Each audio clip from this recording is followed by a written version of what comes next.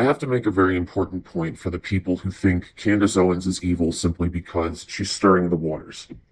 I just got done watching a video where a young lady was explaining this, and she was trying to say that Candace Owens could never be a true Christian because she's doing the work of the devil, which is to sow discord and confusion and chaos. But here's the thing. The confusion was already sown. It was already harvested. The confusion is all of the lies collectively that have been told in this nation and all over the world for such a long time that it has left people in a state where they're already confused and now all they can do is ask questions. I'd also like to remind you that when assessing someone's Christianity, it's important to remember what the big holy book says at the end. It doesn't say the Lord is returning with peace and love and light.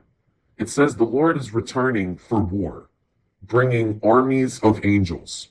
Now, if you were brought up to be taught that angels are flying babies, that's a personal issue that you need to look back into, because angels are warriors. They are high amounts of energy, divine energy, that are sent here to make a difference. Now, I'd like to remind you as well, do not confuse peace with divinity, because many times you can look at a lake and it looks calm, but beneath the water are deceased human bodies. Sometimes you got to stir the water to get the bodies up, to get them out, so the lake can be restored to its purity.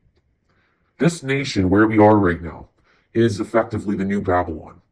So to have people here dredging the lake, as you know, so to speak, to have people here getting the bodies up, getting the lies and the secrets up, and getting them out, so that we can have a more pure lake, a more pure lake.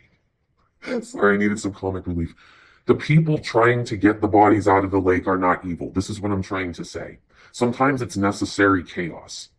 And just remember, if it's demonic strongholds that are being ripped up by this chaos, then it's not a bad chaos. Let me just remind you of that.